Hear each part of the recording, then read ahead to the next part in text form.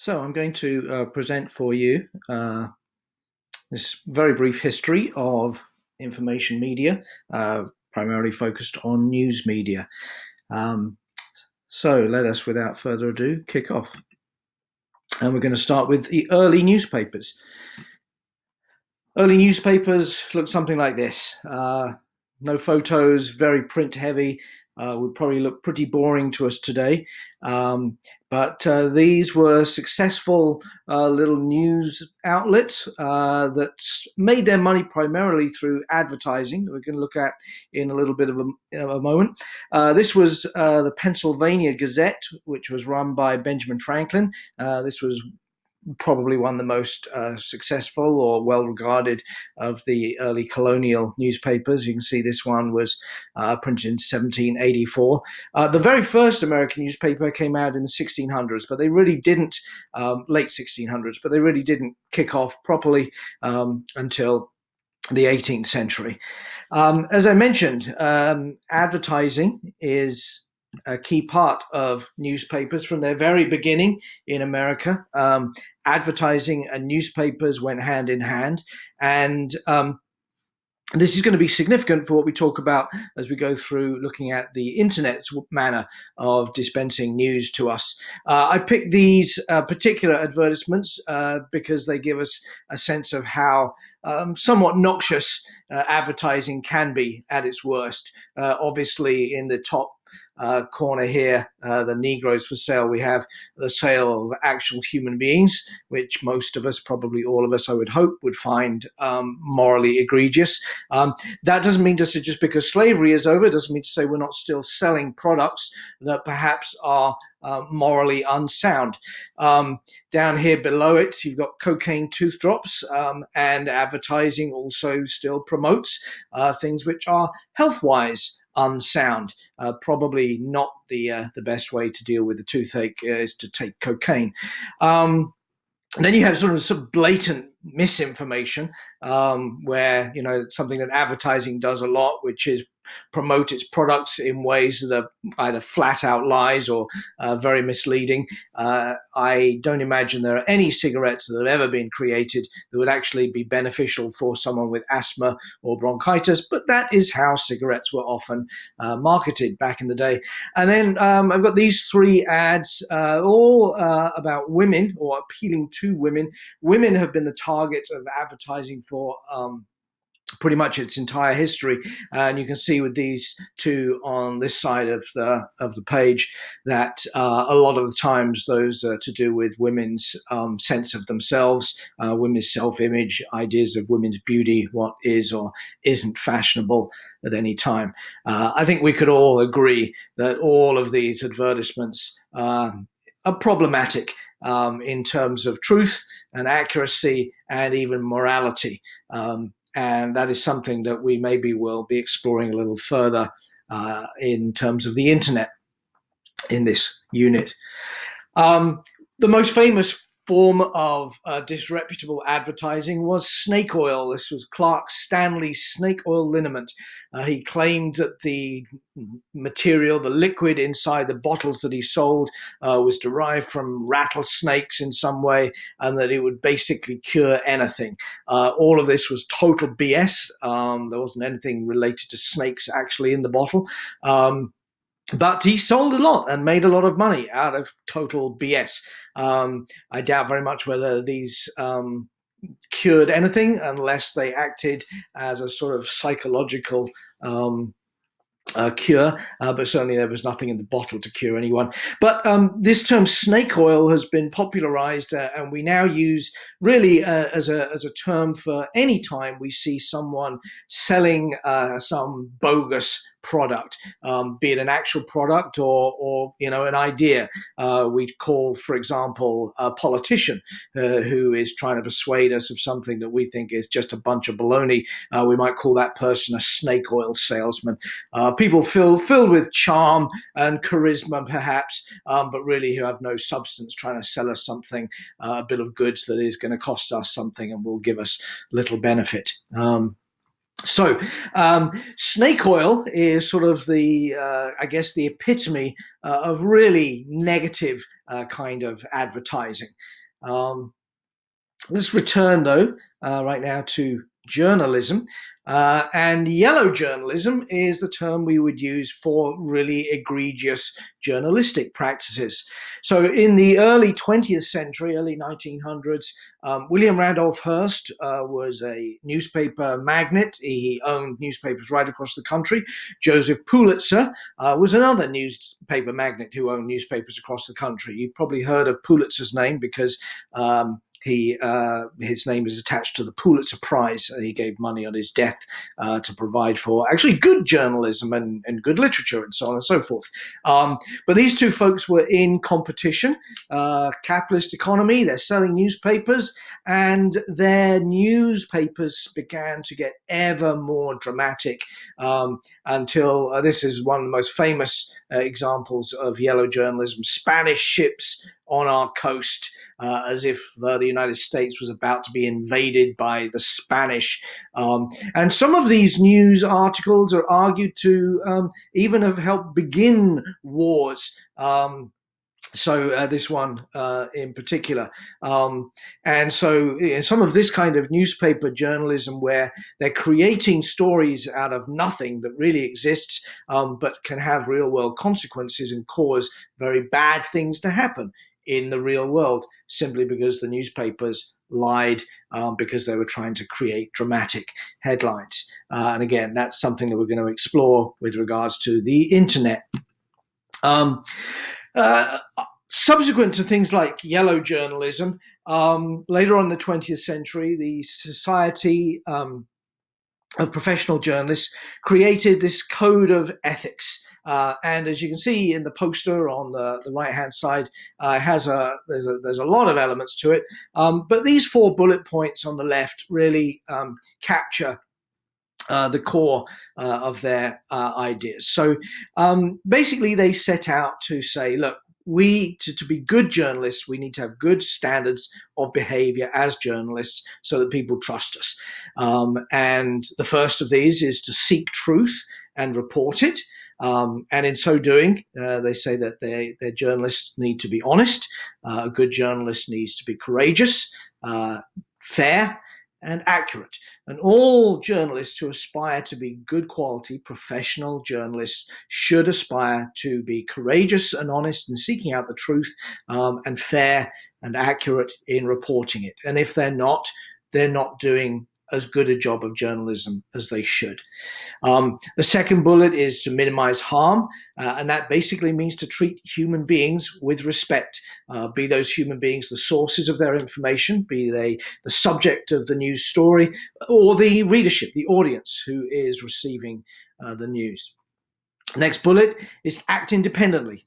Ultimately, they need to serve the public and the public's interest. Now, sometimes that may bring them into conflict with the editors or the owners of their newspapers. But this at least gives a journalist the sort of standing authority, if you like, to challenge even their bosses.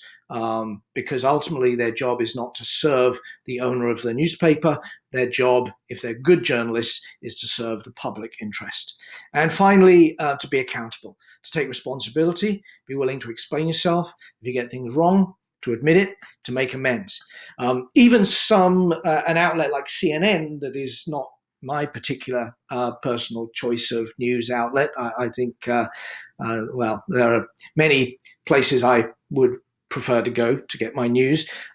Even CNN, that is challenged to produce good journalism by its own self-imposed restrictions of a 24-hour, 7-day-a-week news cycle, and as a result of which they do occasionally make mistakes. When they make mistakes, people can get fired if the mistakes are bad enough. That's at least some measure of accountability, even if there are certainly news sources that are probably far superior.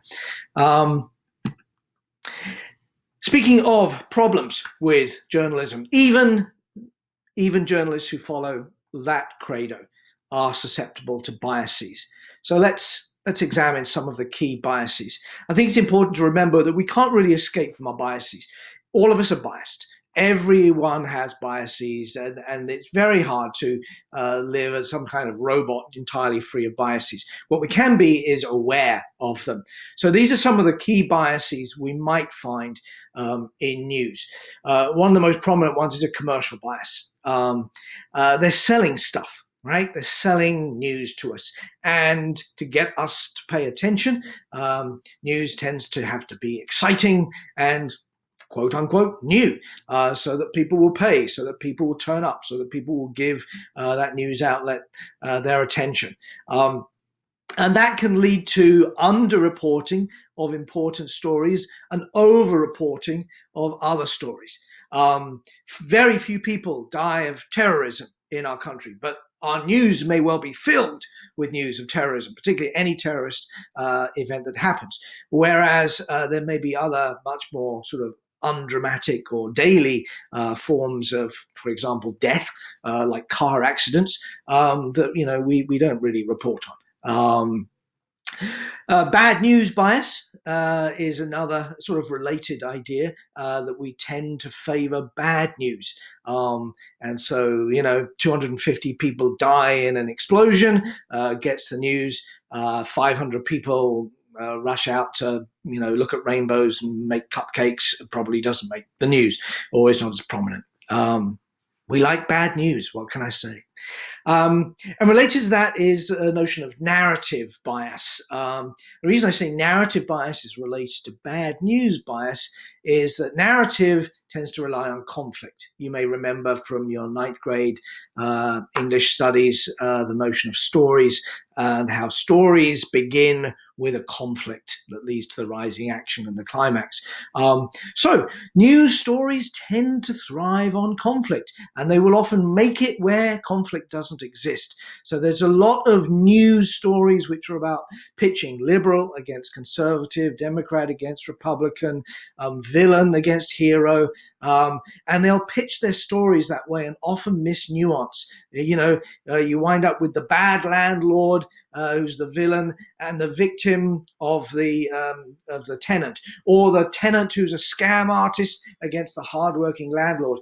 And sometimes those narratives will miss the reality, the truth, the complexity, the nuance of the story.